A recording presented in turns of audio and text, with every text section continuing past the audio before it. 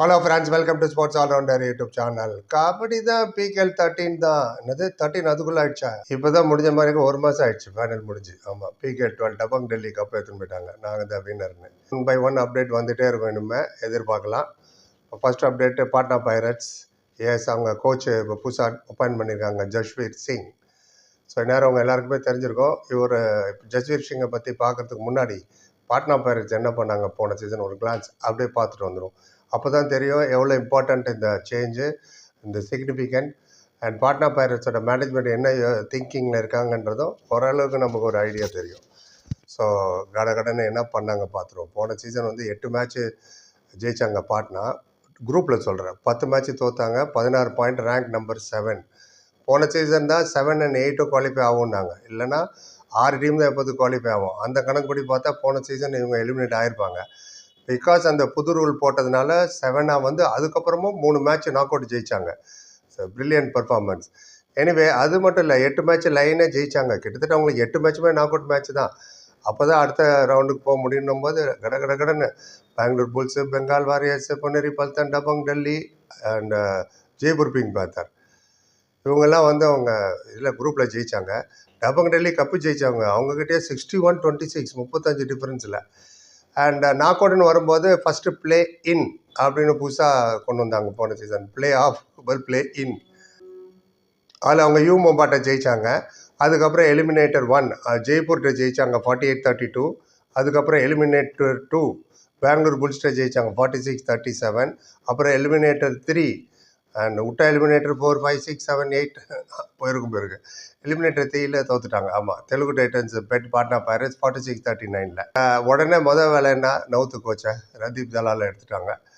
And எதனால் எடுத்தாங்கன்னு ஒன்றுமே புரியல. ஆனால் இது ஒன்றும் புதுசு இல்லை அவங்களுக்கு. இதுக்கு முந்தின சீசன் பாருங்களேன், PKL 11 final Haryana versus Patna pirates. Second வந்தாங்க, ரன்னர் அப். தோத்த அன்றைக்கி ஈவினிங் அனௌன்ஸ்மெண்ட்டு மாற்றிட்டோம்ப்பா நரேந்தர் ரேதுவன்ட்டுன்னு. ஸோ நரேந்தர் ரேது ஃபைனல் போனாலும் தூக்கிடுறாங்க. 8 மேட்ச் லைனாக ஜெயிச்சு யாருமே எதிர்பார்க்காம மூக்கு மேலே வரல, என் மூக்கு மேலே இவ்வளோ நல்லா பர்ஃபார்ம் பண்ணாங்க. அப்பயும் அந்த ரந்தீப்புன்றவர் அவரையும் தூக்கிட்டாங்க. அண்ட் இது அவங்களுக்கு பொழுதுபோக்கான்னு தெரில எனக்கு. ரைட். அண்ட் பாட்னா பைரட்ஸுக்குன்னு ஒரு லெகசி இருக்குது. அது காரணம் உங்கள் எல்லாருக்கும் தெரிஞ்சிருக்கும், டுப்கி கிங் பர்தீப் நர்வால். பிகேஎல் 3, 4, 5 இது எல்லாமே அவங்க தான் ஜெயிச்சது. அண்ட் பாட்னா பைரட்ஸை வந்து இப்போது போன சீசன் நல்ல வேலை கோச்சை வண்டி நவுத்துனாங்க. அயான்லாம் நவுத்துனாங்கன்னு வச்சுங்க. 324 பாயிண்ட் எடுத்தார் போன சீசன். சிங்கிள் ஹேண்டடாக கொண்டு போனது அவர் தான் ரைடிங்கில் ஃபைனல் வரைக்கும். அப்வியஸ்லி அப்புறம் சப்போர்ட் கிடச்சிது அவருக்கு. மணிந்தர் சிங், மைட்டி மணிந்தர் 40 பாயிண்ட்டும், சுதாகர் 31 பாயிண்ட் தான். பிகாஸ் 16 மேட்ச் தான், ஃபுல் மேட்ச் அவர் விளையாண்ட மாதிரி எனக்கு ஞாபகம் இல்லை. உங்கள் ஞாபகம் தான் சொல்லுங்கள். அப்படி இப்படி விட்டு அமுச்சு விட்டாங்க அவரை. அங்கித் ஆல்ரவுண்டர் 51. நவ்தீப் அவர் ஒரு டிஃபெண்டர் 73 பாயிண்ட்டு. இதுதான் மெயின் ரீசன் அவங்க குவாலிஃபை ஆனதுக்கு. அயான் அண்ட் நவ்தீப் பர்ஃபார்மன்ஸ் ரொம்ப நல்லா எலிவேட் ஆனதுக்கு. அண்ட் நல்ல வேலை அயானை இவங்களை யாருமே எடுக்கல. ஹூ நோஸ், ரிட்டன் ரிலீஸ் வரும்போது எடுத்துடலாம். ஏன்னா எதிர்பாராத எதிர்பார்கள். அதுதான் பாட்னா பைரட்ஸ். ரைட். இப்போ நம்ம ஜஸ்வீர் சிங்கிட்ட வந்துடுவோம். இவர் எதுக்காக எடுத்தாங்க இவங்க அப்படின்ட்டுன்னு. அது மாதிரி சேனல் கான்ட்ரிபியூட் பண்ணதுக்கு தேங்க்ஸ் சொல்லுவோம். அது ரொம்ப முக்கியம். அதனால தான் இவ்வளோ வீடியோ போட முடியுது. அண்ட் குரூப்பில் டூப்பு யாஸ் ஜிடி 500 ருபீஸ் கான்ட்ரிபியூட் பண்ணியிருக்காரு. தேங்க்யூ ஸோ மச் குரூப்பில் டூப்பு. உங்களோட டிபி எனக்கு ரொம்ப பிடிக்கும். யாஸ். And friends, fans, viewers, subscribers நீங்களும் கான்ட்ரிபியூட் பண்ணிச்சுன்னா லைக் டிஸ்லைக் பக்கத்தில் சூப்பர் தேங்க்னு ஒரு பட்டன். ஒரு நமக்கு 40 ருபீஸ் தான் மினிமம். கம்பல்ஷனில் ரிக்வஸ்ட் தான். சேனல் வச்சு யூஸ்ஃபுல்லாக இருக்கும். அடுத்த வீடியோவில் உங்கள் பேரை சொல்லுவோம். யூடியூப் உங்கள் பேர் பக்கத்தில் ப்ளூ கலரில் தேங்க்ஸ் போடுவாங்க. ஏன்னா அவ்வளோ வியூஸ் போகிறதுல இருந்தாலும் எல்லாம் கவர் பண்ணுறோம். கம்பல்ஷனில் ரிக்வஸ்ட் தான். ரைட், விஷயத்துக்கு போய்டுவோம். யாருப்பா அவர்? ஜஸ்வீர் சிங். எல்லாருக்கும் தெரியாதவங்க ஆளே இருக்க முடியாது. ஜஸ்வீர் சிங்கோட இது வரைக்கும் 6 சீசனாக யூபி யோதாக்கு அவர் கோச் பண்ணார். இதான் ஃபஸ்ட் டைம் 2வது டீமுக்கு வந்தது. இதுக்கு முன்னாடி சில பேர்லாம் நான் எல்லா டீமுக்கும் சுற்றி வருவாங்க. சுற்றி வந்தீங்க சில கோச்செலாம். அப்படி கிடையாது. இவர் பிகேஎல் 6லேருந்து யூபி யோதாட்டா தான் இருந்தார். Very good coach. பிகேஎல் 6ல் வந்து பிளே ஆஃப் கொண்டு போனார். பிகேஎல் 7லேயும் பிளே ஆஃப் கொண்டு போனார்.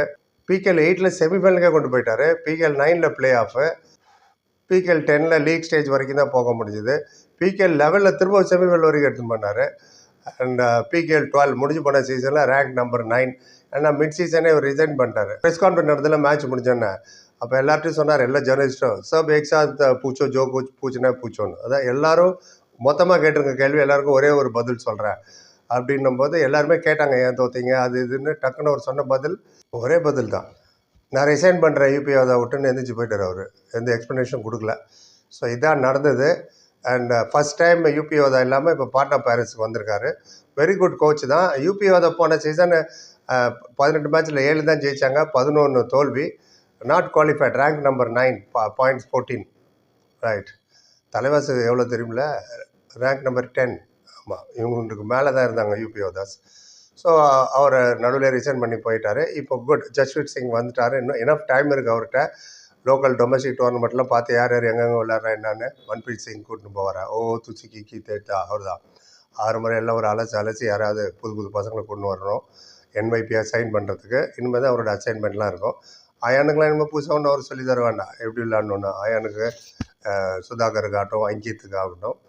பாப்பா இவரோட பர்ஃபார்மன்ஸ் எப்படி இருக்க போது, எவ்வளோ தூரம் போக போகிறாங்க பாட்னா பைரட்ஸ், நீங்கள் சொல்லுங்கள். எப்படி இருக்கும் இவரோட கோச்சிங்? நல்லா பர்ஃபார்ம் பண்ணுவாங்களா, குவாலிஃபை ஆவாங்களா, 8 மேட்ச்சில் என்ன ஜெயிப்பாங்களா, அதெல்லாம் நீங்கள் தான் சொல்லணும். ரைட். அது அப்புறம் கடைசியாக உமன்ஸ் கபடி டீமுக்கு வாழ்த்துக்களை சொல்லிட்டு, என்ன ஜெயிச்சிட்டாங்களே வேர்ல்டு கப்பு சைனீஸ் தைப்பிக்கிட்ட, அதை பற்றி ஒரு வீடியோ போட்டோம், எண்டு கார்டில் வைக்கிறோம். பார்க்காதவங்க பார்த்துட்டு உங்கள் கங்க்ராச்சுலேஷன் வாழ்த்துக்களை சொல்லுங்கள்.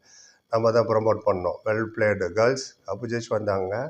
வேர்ல்டு கப்பு சாதாரண கப்பு இல்லை அது. ரைட். பொறுமையாக பார்த்ததுக்கு நன்றி. Like, comment, share and subscribe. சந்திக்கிறேன். Thank you so much.